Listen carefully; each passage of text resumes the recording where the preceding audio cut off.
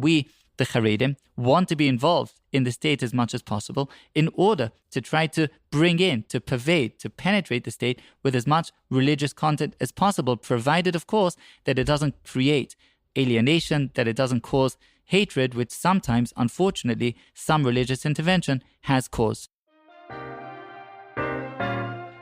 Shalom, I'm Yehoshua Pfeffer, community rabbi and social thinker/activist. This is 18 questions for 40 Israeli thinkers from 1840. From 1840, this is 18 Questions, 40 Israeli Thinkers, and I'm your host, Shirley Fruchter.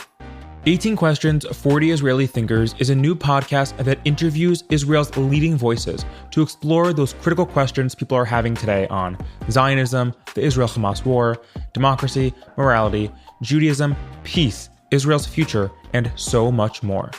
Every week, we introduce you to fresh perspectives and challenging ideas about Israel from across the political spectrum that you won't find anywhere else. So if you're the kind of person who wants to learn, understand, and dive deeper into Israel, then join us on our journey as we pose 18 pressing questions to the 40 Israeli journalists, scholars, and religious thinkers you need to hear from today. One of the biggest issues facing Israeli society right now, and there are many, and there are a lot to consider, but this one is the Haredi draft. Specifically, Israel's Supreme Court's recent ruling that the government must draft all eligible Haredi citizens, who in the past were exempted from IDF service because of their Torah study, assuming they were enrolled in a yeshiva. One of the super interesting elements about this issue is how it demonstrates the way religious and political divides cut in Israel and sometimes overlap in complex ways.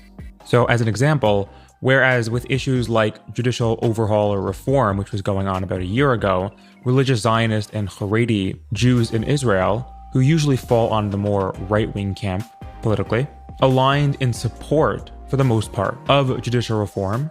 On an issue like this of Haredim drafting into the army, many religious Zionists, dare I say the overwhelming majority, are supportive of the Haredi draft, aligning themselves essentially with the many in Israeli society in the more liberal camp who are also supportive of the draft. To give some more context about the Haredi draft, but I very much encourage every other person who's listening to do some of their own research, read some articles. You can find some great summaries that highlight the complexities and the nuances. I'll just briefly read from a Times of Israel article by Emmanuel Fabian from July 21st. He writes, "The dispute over the ultra-Orthodox community, Haredim, serving in the military is one of the most contentious in Israel, with decades of governmental and judicial attempts to settle the issue never achieving a stable resolution. The Haredi religious and political leadership fiercely resists any effort to draft young men.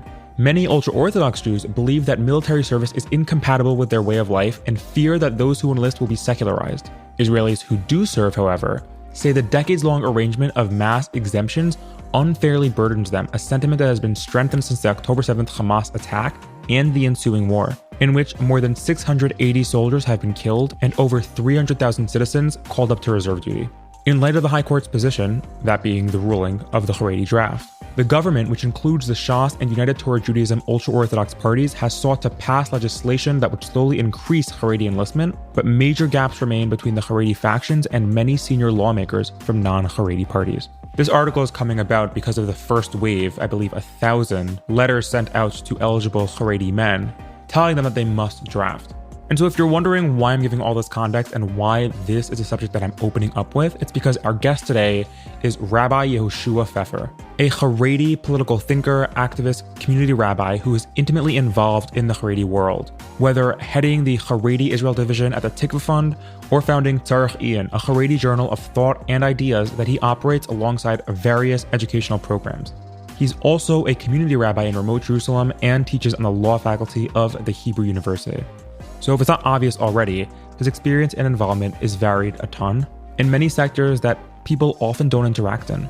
Yehoshua Pfeffer was on our list even before news broke of the Haredi draft, because in his own right, as a political thinker, as a social activist, and as a rabbi, he is one of those Israeli thinkers who we want to platform as we discuss these issues. So the Haredi draft and Haredi life is not the only thing that we discuss in our interview. As with all of them, there are a lot of things covered and a lot of things discussed. But I'm particularly excited about this interview is because one of the things that has been concerning me a lot is how in many different scenarios, and it manifests in many different ways, Jews at times, oh my God, the Jews, hope I'm not going to ruffle any feathers, can feel so comfortable simplifying and in many ways demonizing Jews who are so different than them, which cuts along both ends of the religious and political spectrum. But in this case, I think many within and without Israel have felt very comfortable generalizing and dismissing Haredi Jews as living in the past, as selfish. And I'm not here to talk about the specifics about what a Haredi draft should look like and the nuances of Haredi leadership and their perspectives. But what I am hoping is that, especially now during the 3 weeks as we're approaching Tisha B'Av, we can confront this complexity. And Yehoshua Pfeffer is the thoughtful, practical, idealistic, and fervently committed Jew, Haredi Jew, to Torah and his values, who is so perfect for this conversation. And aside from just that element of our conversation, also thinking about those larger questions on Israel that we're exploring with every single thinker. His balance of conviction and nuance is very hard to find nowadays. We spoke almost 4 weeks ago on July 2nd, and there have definitely been relevant and recent developments, but the core of our conversation is still timelessly relevant.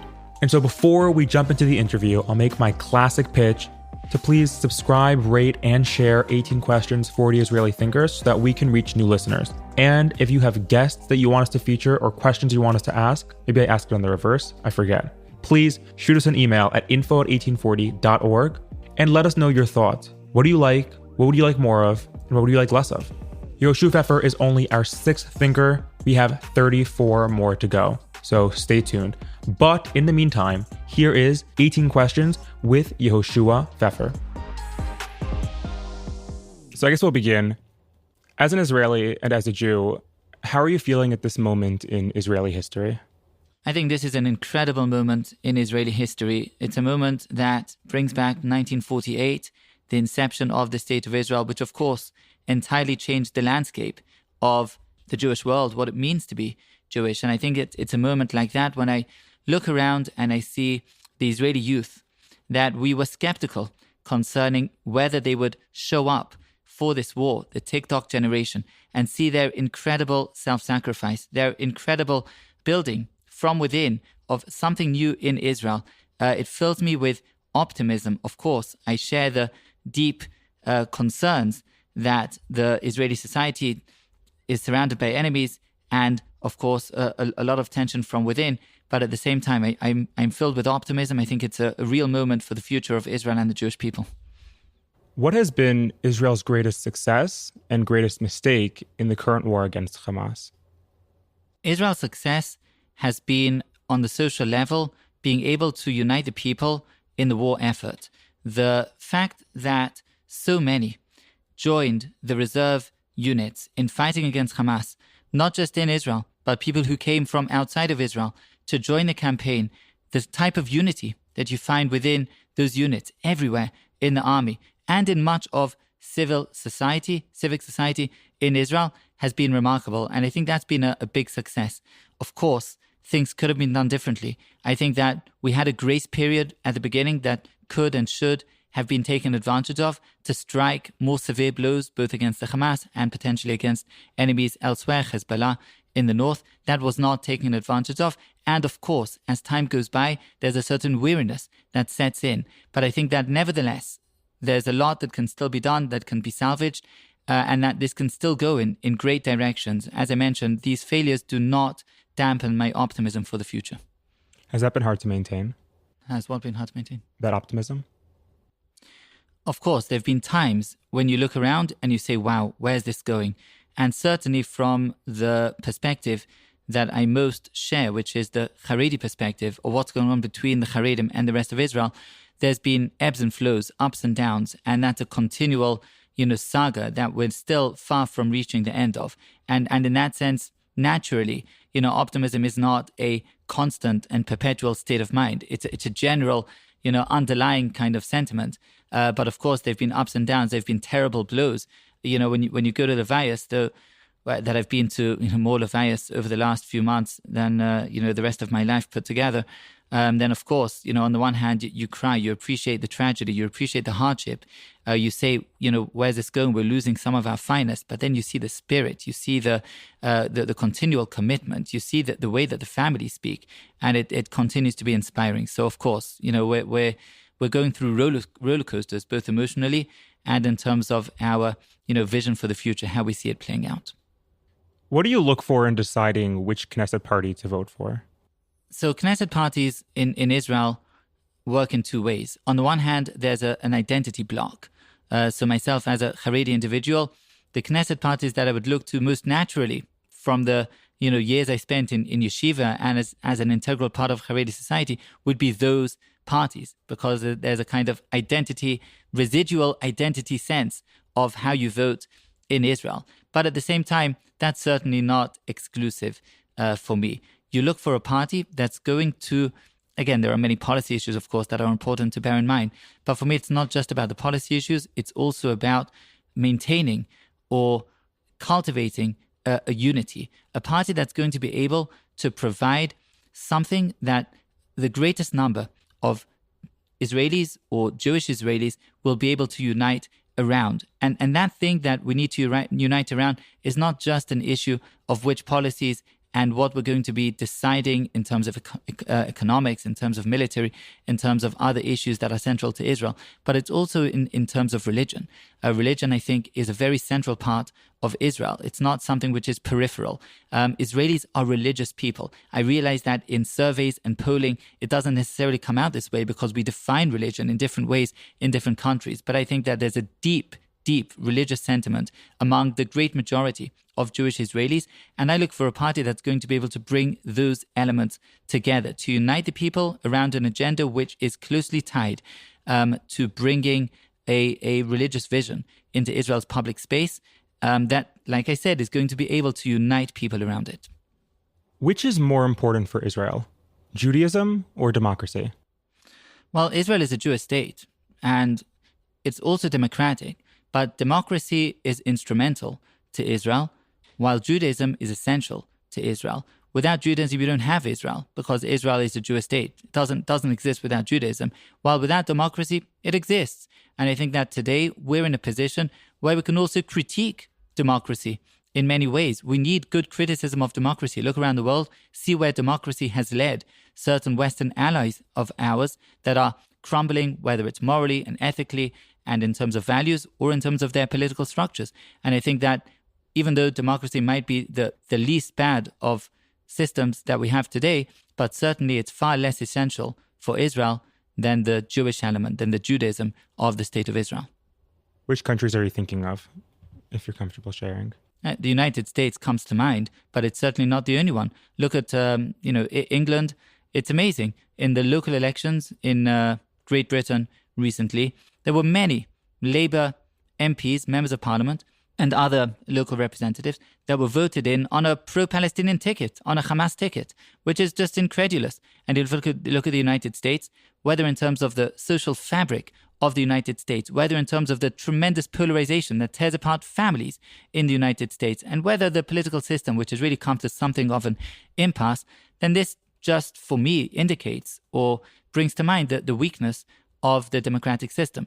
Again, I'm not saying that democracy should be abolished, but I'm saying that we do need healthy and constructive criticism of democracy and to think about what democracy actually means. As we know, the democratic and quote-unquote non-democratic elements within every society, they're all democratic in the formal sense, but the question is, what does democracy actually mean? And so I think there's a lot to be unpacked over there. But for Israel, Judaism first. Should Israel be a religious state? Israel is a religious state. Judaism is a religion. Judaism is both a nation, it's a national identity, but it's a national identity that is defined by traveling its national course with, in connection with, in relationship with God. That is Judaism. I don't think that Judaism can be conceived of in any other way. I realize that today there are people who refer to themselves as atheist Jews, and I'm not saying that halachically they're not Jewish, but I'm saying that is, for me, a contradiction in terms. A Jewish person is somebody with a religious identity alongside his national identity. They're one. When Ruth converts, she says, Amei Chami, your nation is my nation. Of course, there's a national identity, belonging. We belong to a nation. Ve'elokai chelokai, and your God is my God. Because without that, you don't have the completeness of what being Jewish is. And if we have a Jewish state, then that's by definition a religious state. Now, how that religious state needs to operate, what kind of halachic system needs to be a part of the state mechanism, that, of course, is a very broad and complicated question. But whatever the answer is to that question, and I, for the record, I'm absolutely against religious coercion. I don't think people should be coerced by state apparatus to observe or to be religiously observant. Of course, that's not the part of the state's purview. But irrespective of that, the state is absolutely a religious state in its very Jewish essence. Can you say more about that? More about what? I'm curious more about the vision you have of the religious state and how you think about that and what that means to you. Well, it just means that the state of Israel, as a Jewish state, needs to have a Jewish insight, a Jewish perspective on the deep issues of statecraft that every state has to handle. So, for example, religion and state, okay? Even though in America there's a formal separation of religion and state, and it would be strange to have crosses on doors of government offices, in Israel to have a mezuzah on the doors of government offices is natural, and it's right, because we're a religious state, so we have mezuzot. It's right that the army should have only kosher food, because we're a religious state, we're a Jewish state. It's right that marriage and divorce should be and is regulated by the rabbinate. How exactly that should be done in a way that doesn't alienate too much of the population, that's a good question, and I'm involved in that from different directions. But because states deal with marriage, for whatever reason, if you're a libertarian, then maybe you'll say states shouldn't be involved in marriage and divorce at all. But the fact of the matter, the reality in the world is that states are involved in marriage and divorce. If Israel is involved in that, then it should be involved from a Jewish religious perspective, and so on and so forth. I think it's a great privilege that Israel supports Torah study, because Torah study is a deep part of Jewish religious life, and Israel supports Torah study. And I think that we, the Haredi, want to be involved in the state as much as possible in order to try to bring in, to pervade, to penetrate the state with as much religious content as possible, provided, of course, that it doesn't create alienation, that it doesn't cause hatred, which sometimes, unfortunately, some religious intervention has caused. So that's a delicate balance, but overall, absolutely religious state. Do you think the state of Israel is part of the final redemption? Final redemption has a final ring to it. And it's difficult for me to weigh in on that particular word, final. But if we want to speak about redemptive processes, I have no doubt whatsoever that the fact that we have millions of Jews, close to 8 million Jews, living in the state of Israel, which is within the territories of the land of Israel, the biblical land of Israel, is not by chance. This is something that Kadosh Baruch Hu, that God has led the world in this process, that the Jews have returned in a completely miraculous way. No story, no modern story can parallel this idea of an ancient nation returning to its ancestral homeland. It's so remarkable, it's so incredible that, of course, there's something here, there's something special. Not to speak of the fact that this does realize many biblical prophecies, and you ignore that at your peril.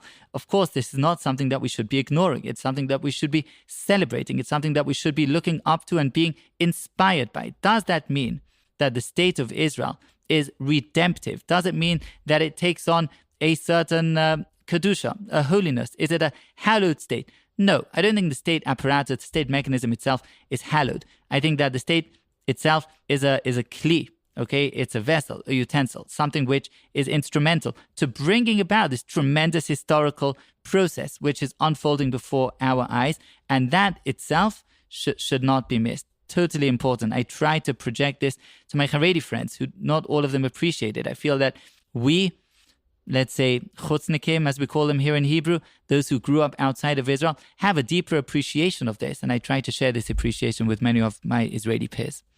Is Messianism helpful or harmful to Israel? Well, first of all, I deplore the way in which the accusation of Messianism has these days become such a prominent and such a dominant force in the anti-religious or anti-right areas of the state of Israel, not just in Israel, but around the world. Messianism is not a bad thing. Judaism is a messianist religion. We look to the future. We look to bring or to try to catalyze, to try to be a part of a process that brings us to a better future, a future that has something ideal in it, a future that does transcend a lot of the evils that we're familiar with today. So I don't think Messianism is a slur, and I think it's a shame and it's appalling that it's being used as such a slur. In fact, I think much of the Israeli left and the global left is also messianistic, just in a secular way, but it has its own messianic vision. And therefore, I don't think that the word messianism in itself, per se, is something negative or something which should be condemned, chas v'shalom. At the same time, I think that the way in which messianism is sometimes expressed, sometimes realized within Israel can be damaging. Of course, we have to be aware of the realities of our situation, of our world. Of course, we have to concede that whether or not we're a part of a redemptive process, and I'm certain that this is a very meaningful process, but that doesn't mean that the Messiah is here, and it doesn't mean that we can abrogate the ways of nature/politics/geopolitics in order to achieve this immediate kind of deliberation, this immediate redemption. So it just depends very much on how you take it and which direction it's being leveraged in. Overall, I think we should have a perspective of great things that are taking place. I think that right now, as I said at the outset, when I look at the Israeli youth that are fighting in Gaza and elsewhere on behalf of the state of Israel, when I speak to them, people who have just come out of Gaza, when I hear how they talk, the passion, the fervor, the religious commitment of secular Israelis, people that you look at in the street and you think this guy has no connection whatsoever to Judaism as a religion, to Judaism as a system of connection and relationship with God, and then you hear them speak, the mind boggles. I'm taken away by some of these Israeli youth, and that tells me that there's something here which is redemptive. What do you think people misunderstand about the Messianism that you were talking about when you opened your answer?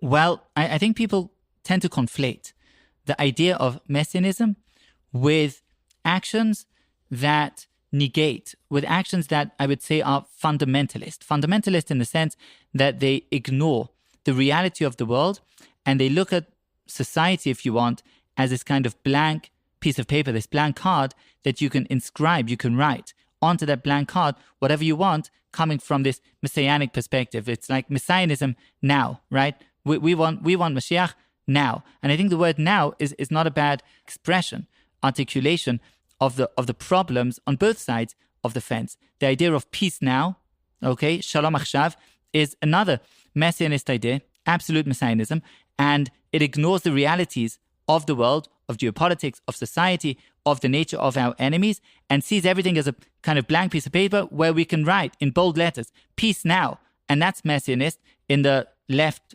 liberal way. You know, thank God many have already managed to escape the lures of that particular vision. But we do have the same issues sometimes with certain religious groups or religious affiliations that treat society in a similar way and say we can just write, Messiah now on this blank piece of paper.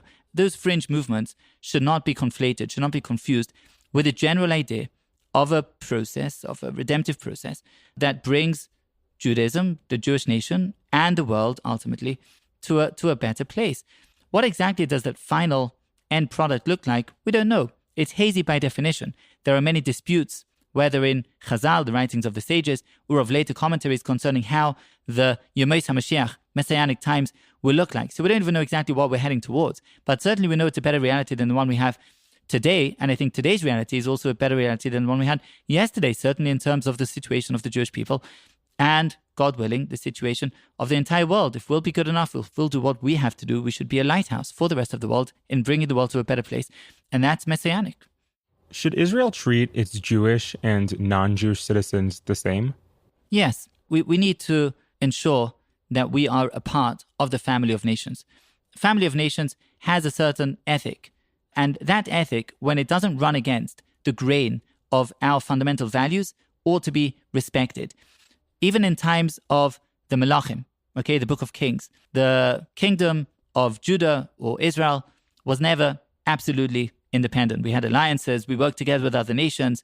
We were a part of the family of nations. And that's true today also. We're not entirely independent. We don't want to be. We're a part of the family of nations, and therefore we need to ensure that those ethical principles, those basic moral guidelines that guide the nations that we see as allies, we should be careful to observe them ourselves. And one of them is equality among citizens. We need to ensure that we treat our citizenship equally, and I think that's the right thing to do. That doesn't mean that we need to cancel the law of return, right? The law of return is a law that's absolutely legitimate in a national sense. Just because we treat all our citizens equally, it doesn't mean that we have to give the keys to the entry to the state of Israel to all people around the world equally. Of course, it also doesn't mean that Israel needs to fund, schools of Sharia, just as it funds schools of Torah study. That equality among citizenry doesn't mean that our policies should not be Jewish-oriented policies. We're a Jewish state, and of course, we have a priority system in terms of policies concerning the Jewish people, the Jewish nation, and Jewish issues. But in terms of rights, in terms of everything related to equality before the law, no question that all citizens need to be treated equally. Should all Israelis serve in the Israeli army? Well, let's begin now with the reality in the field. Not all Israelis serve in the Israeli army. There's no equality within the state of Israel concerning service in the army. And I'm not speaking now about equality of different positions within the army, because I find that particular claim disingenuous. Of course, there'll be some who are serving in combat duties, some will be in support positions, some will be in IT or cyber units, and so on. But they're all a part of the same IDF. They're all a part of the army. But even in terms of serving in the IDF, there's no equality in Israel. Men and women are not equal. Tel Aviv and Modi'in are not equal. Tel Aviv, about 70% serve in the IDF, while in Modi'in, north of 90% serve in the IDF. There's no equality between religious and secular. Religious, many serve in a Hesder program, and then you serve more or less 1.5 years as a part of your regular army service. While if you're not in a Hesder program, then you'll serve close to 3 years in your regular army service. So there's no equality, and I don't think there needs to be equality. I think equality is a utopian, messianic, if you want, idea. It's an idea which ignores the realities of the world. The realities of the world do not tend towards equality, and the idea of imposing equality on an unequal world is an idea that can only take us to places of conflict and animosity. At the same time, I do think that all groups within Israel, there should not be any group within Israeli society which is exempt a priori from service in the IDF. I'm leaving aside now the Arab group for now because that has special sensitivity. You can go there if you want. But right now, let's speak about the Jewish groups. No Jewish group within Israel should be automatically exempt from army service.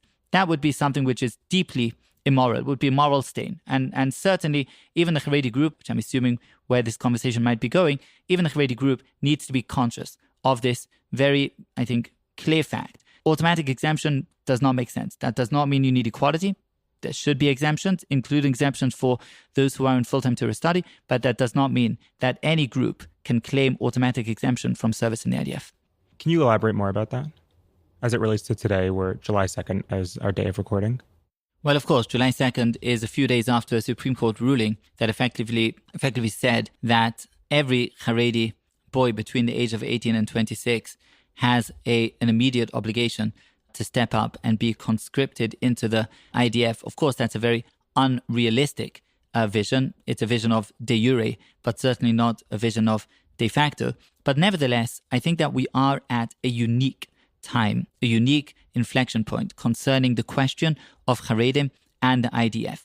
It's true that over many decades, the Haredim have built for themselves what you might call an enclave society, a kind of parallel track, a parallel line that traverses the history of the State of Israel parallel to the line of the rest of Israel. And Haredi society has focused on its own affairs, whether that's building the decimated communities of the Holocaust, Hasidic courts, Torah study, yeshiva institutions, religious services, all of the rest, and have generally withdrawn from participation in the greater project of the State of Israel, which is the branches of government, the institutions, the economy, the army, and so on. And today we're reaching an inflection point where that kind of strong division of labor, which is also a division in terms of identity, that needs to be reconfigured, to be rethought.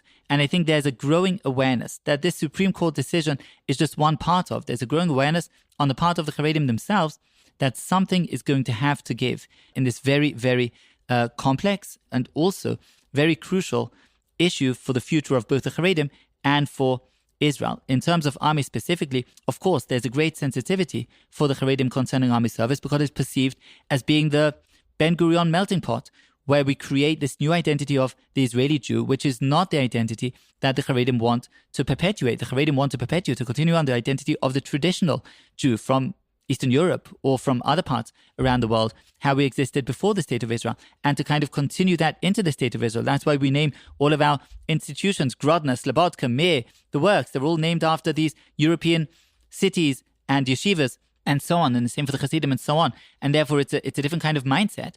And nevertheless, there has to be an appreciation that the army today is not what it was in 1948. This melting pot project is not the same today as it was then. There has to be an appreciation that Israeli society is no longer as willing to concede these kind of concessions to the Haredim as it was in 1948. And it has to be realized that this is an opportunity. It's an opportunity for us, the Haredim, that we've become this strong, self-confident, built-up society, replete with amazing institutions, with Torah students, with a strength of character. It's an opportunity for us to be able to go in to the rest of Israel in a way that doesn't dilute our core values and allows us to make real contributions to the rest of Israel. At the same time, I just do want to point out, there needs to be work from the other side of the fence too. The army is not ready, has not been readied over the years for real Haredi participation. You speak to generals, senior brass in the IDF before October 7th, that all tell you that it's much more important to integrate women into every unit of the IDF than to integrate the Haredim. And of course, there's a real tension in those two integrationist projects, and we need to resolve that tension. I'll tell you a quick anecdote on this that I heard just recently, that the army had a project to integrate Haredim into lookout positions, kind of watch, observation or lookout positions, what we call tatzpitanim in Hebrew.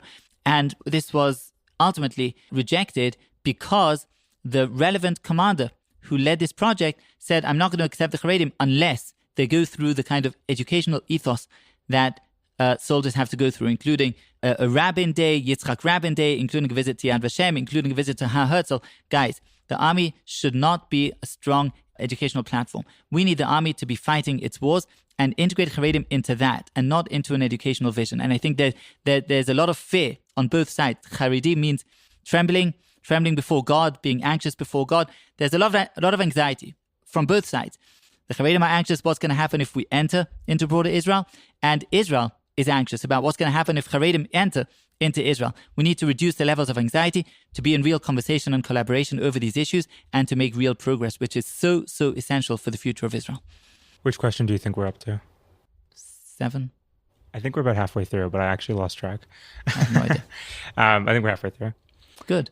Now that Israel already exists, what's the purpose of Zionism?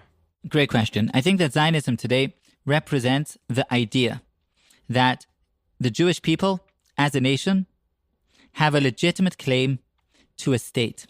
That's the idea it always represented. That's the idea that was key in forming the State of Israel as a legitimate representation on a state level of the Jewish nation. Till today, that idea is being challenged. Till today, we have those who are enemies of the Jews, enemies of the Jewish people, who say that the Jews do not deserve a state, that their statehood is illegitimate, that the area of land belongs to somebody else.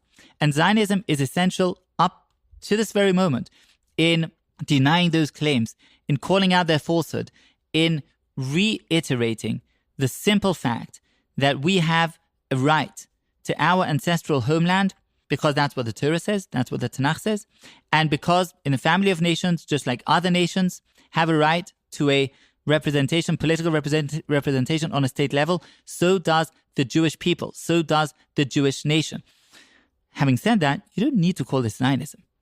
If somebody has a problem with calling this Zionism, because Zionism could mean other things, it could mean that the crux of Judaism is a national identity over religious practice. It could mean that you can be a good Jew by giving a shekel to the WZO, the World Zionist Organization, and that itself makes you into a good Jew. It could mean that conversion should be given to anybody who serves in the IDF, irrespective of his level of observance or awareness of a connection to God. It could mean a lot of things.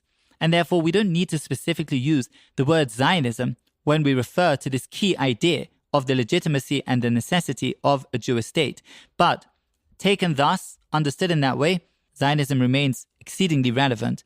And as we see, anti-Semitism around the world is now focused on anti-Zionism. There's a reason for that, and I think it shows how relevant Zionism continues to be. Is opposing Zionism inherently anti-Semitic?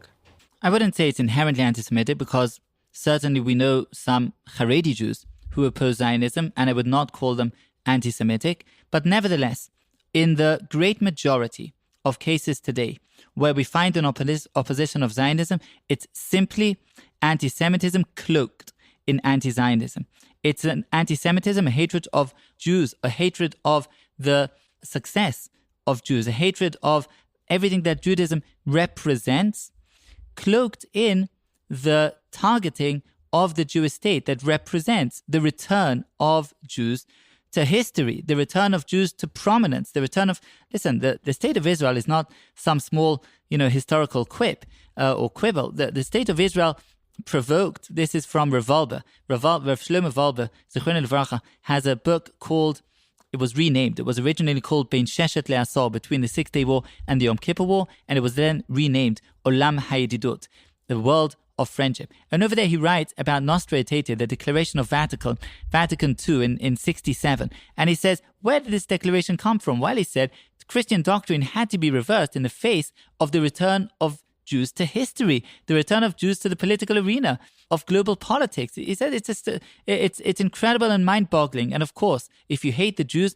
then your first target today is the state of Israel. And therefore, often, in 99% of cases, anti-Semitism will be cloaked in anti-Zionism, and they effectually mean the same thing. If you were making the case for Israel, where would you begin? The case for Israel in the sense of just the legitimacy of the state of Israel? However you want to understand it.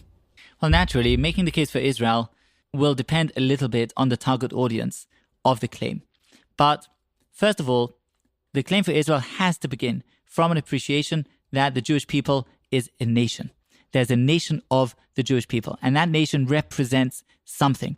It's not just a collection of individuals that put together make up some kind of a religious belonging. Rather, it's a nation. And the nation is a nation that has existed for the last 3 and some thousand years. It's an incredible nation, a historic nation. And it's a nation that, just like any other nation, needs to have political representation. It has something to bring.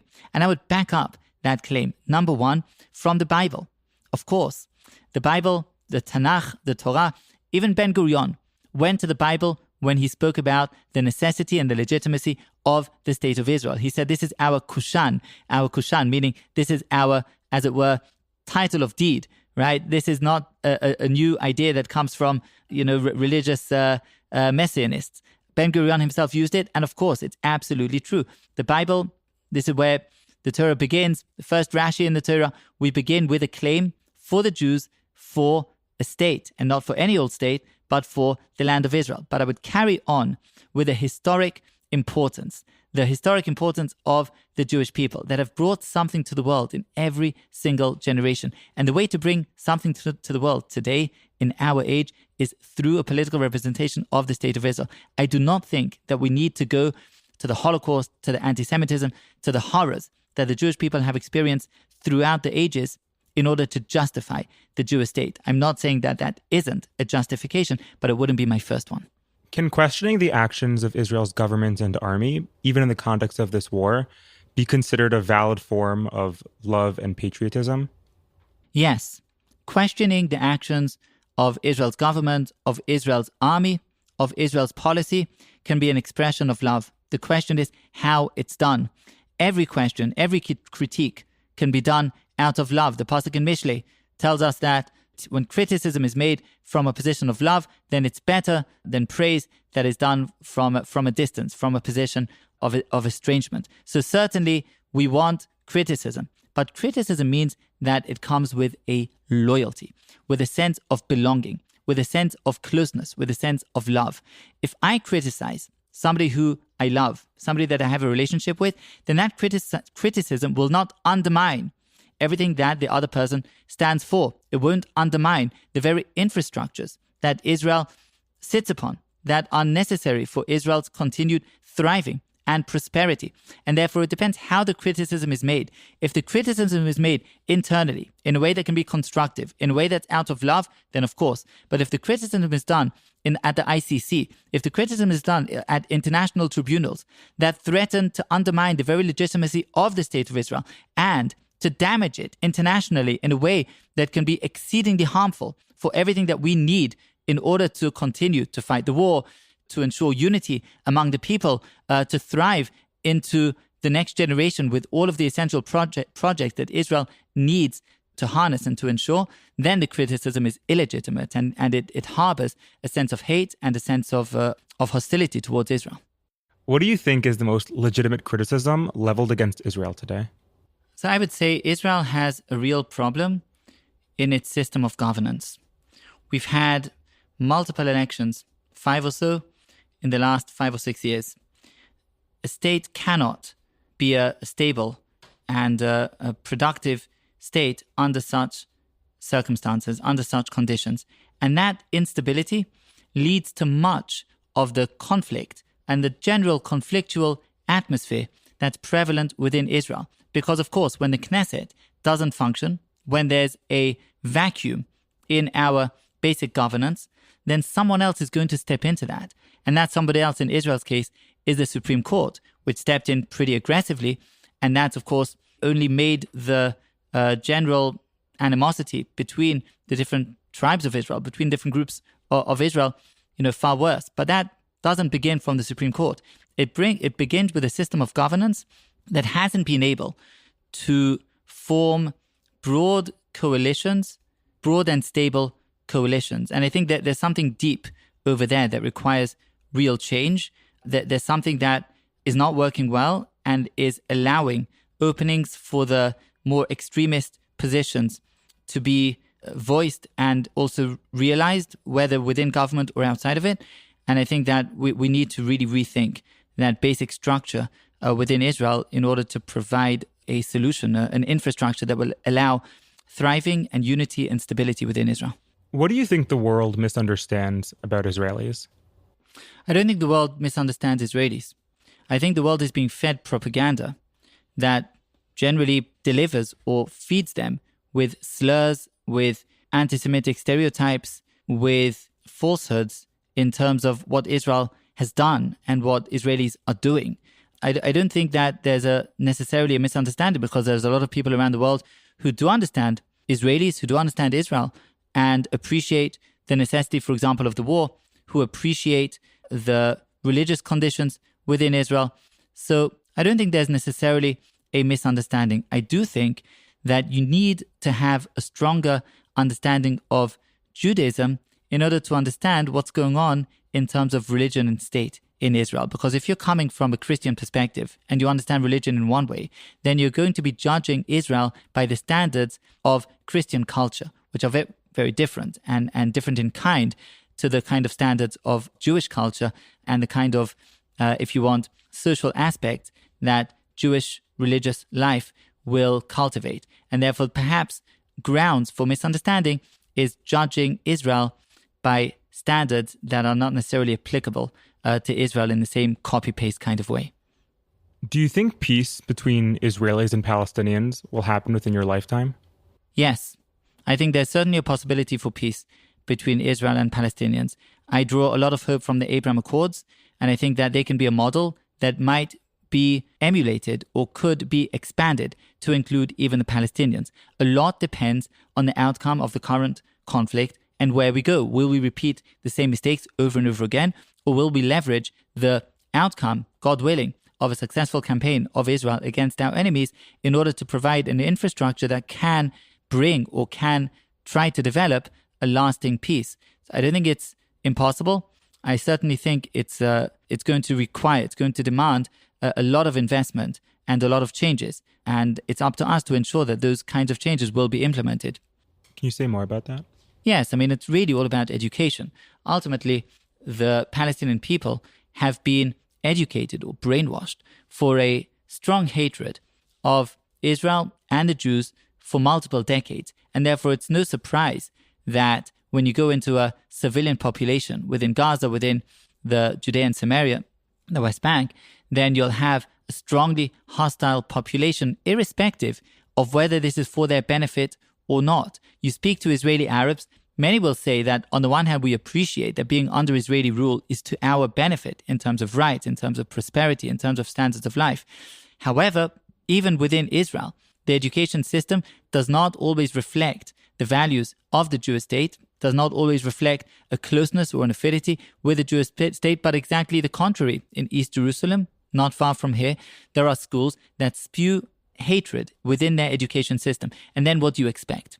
Then you're not going to have any potential, any capacity for peace. What we need is something like post-World War II Japan, where the Americans were able to run Japan or oversee the rehabilitation of Japan for a few decades and ensure that the kind of radicalist, murderous ideologies that were prevalent previously in Japan were overturned and replaced by ideologies that, on the one hand, maintained Japanese culture, Japanese history, and so on, but with a completely different perspective, one that's predicated on peace and cooperation and so on. And Japan has become a thriving country. It has its issues. I don't think Japan is perfect, but it has become quite different to what it was before. And I don't think that this is impossible for Arabs. We see that it's happening in other places within the Arab world. So this vision that Arabs will never be at peace with the Jews, I don't think that's a vision that we need to espouse. I think it's possible, but it just requires a lot of investment and infrastructure.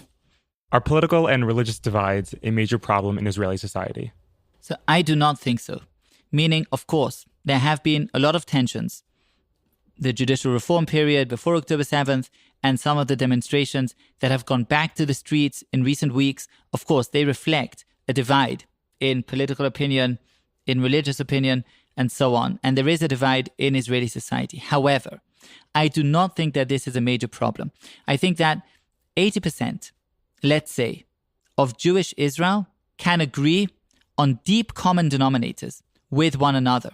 I do not think that we need to espouse a tribal model similar to the one that was laid out by former President Reuven Rivlin, in which Israel is divided into its tribes, each one with a radically different vision of what Israel needs to be, each one with a different education system and a different media system, and everything is different. I do not think that that needs to be the vision for the future of Israel. I think that irrespective of your group belonging, we can all have a primary identity of belonging to the Jewish people that travels with a connection with God. And I think that a large majority of Jewish Israel will be able to sign in on that. Of course, the devil's in the details, and it's not easy to sort out the details of what that looks like. However, I think that if each one of the different groups in Israel will be able to articulate what exactly it wants, what are the major issues that are crucial for it to be a part of this broader coalition within Israel, I think that there's good grounds for a strong unity in Israel. I do not think that Israel suffers from the same polarization issue that we have in the United States and elsewhere, where Republican families won't marry into Democrat families to the degree that's true. Again, I haven't done the research required to back up that specific statement. But I do not think that we suffer from the same polarization. I think that Israel has a very deep common denominator among Jewish Israel. I just think it's up to us to ensure that that common denominator is strengthened, becomes prominent, and is unpacked among each group in a way that will ensure real collaboration, real conversation between the different groups, and the ability to get together. If you speak to people in the army, coming back from the army, they'll say that they've never experienced such unity before. Now, you can say, of course, in the foxhole, you're together with everyone else because you have to protect each other from a common enemy. I do not think that it's just about the common enemy. I think there's a lot of common positive within the Jewish-Israeli space. That positive element of what's common to all of us needs to be reinforced, needs to be strengthened, needs to be unpacked, needs to form the basis for future collaboration between all of these different groups of Israel. I do not think that we have an existential or a deep problem of differing political positions. Where do you identify on Israel's political and religious spectrum? And do you have any friends on the quote-unquote other side? Absolutely. I identify as, I'm a Haredi Jew. I'm part of Israeli Haredi society. Politically, I identify as a part of the Israeli right. At the same time, I have many friends who are not Haredi and not on the Israeli right. Just a few weeks back, I ran a panel conversation in which I participated alongside good friend of mine, somebody called Barak Medina. He would be placed on Israel's extreme left, I think, extreme secular left. And we're friends. We meet up for discussions. We talk. We have very different opinions about politics, about the direction that Israel needs to go in. But that doesn't prevent us from being friends. And that's true for many other friends that I have within Israeli society. To close us off, do you have more hope or fear for Israel and the Jewish people? So it's a good place to close because it's also where we opened. I'm certainly a person of hope. I think that sometimes hope versus fear, optimism versus pessimism is something that can be categorized by character traits, by dispositions that we're born with.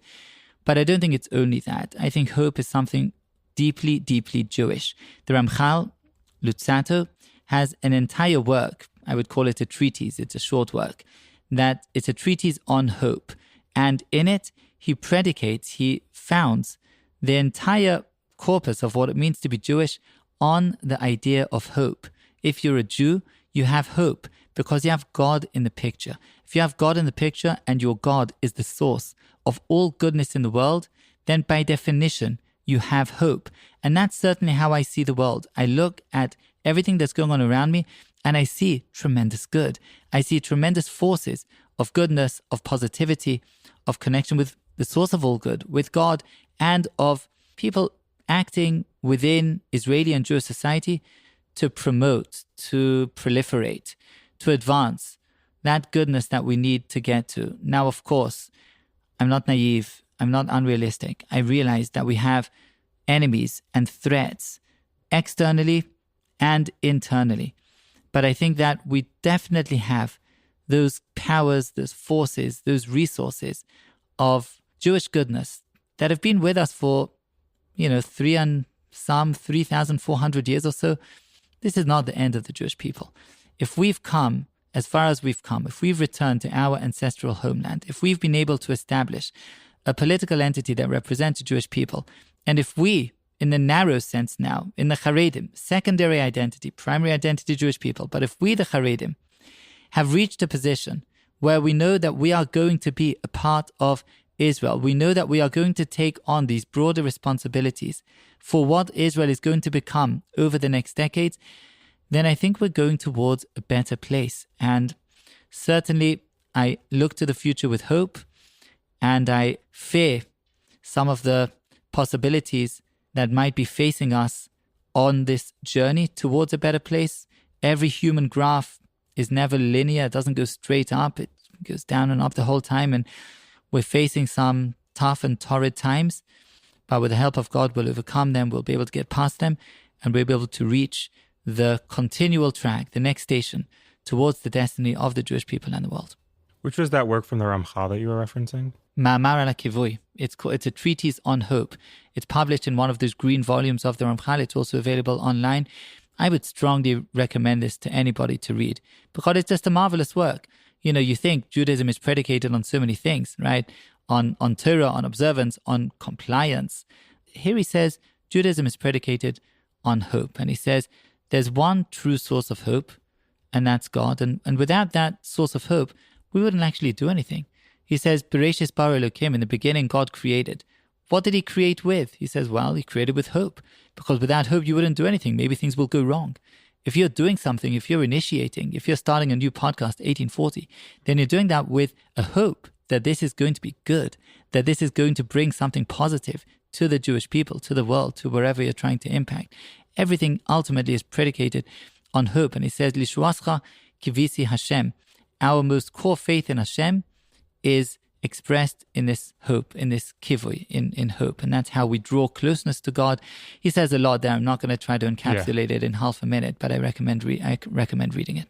All right. Well, thank you so much for answering our 18 questions. Great pleasure to be with you. Thank you. That was a really interesting episode and conversation that I had with Yehoshua Pfeffer. I'm curious for you, as our listeners, let us know. Shoot us an email. Did it change your perspective? Was there anything he said that you didn't agree with, that you did agree with, that you think he ignored or should have addressed? I'll tell you personally, I was very interested, and I mentioned this a lot in the intro, with the nuance and balance of his perspective and his opinion as it related to Haredi life in Israel, the concessions that he felt Haredim need to be making, and the concessions he felt secular Israelis, or religious Zionist Israelis, or the rest of Israeli society overall needed to be making as well. I don't only want to be talking about the Haredi issue, because there were so many other things that we spoke about. But to me, that definitely is what stood out most prominently from our conversation. But again, we want to hear from you. So if you have thoughts, shoot us an email at info@1840.org. And as always, if you have questions you want us to ask or guests that you want us to feature, shoot us an email. And for all things Jewish ideas, podcasts, essays, book recommendations, programs, and more, visit us at 1840.org. That's 18forty.org. And if you're interested in sponsoring an episode of 18 Questions, 40 Israeli Thinkers, you know the email. Shoot us an email. So until next time, keep questioning and keep thinking.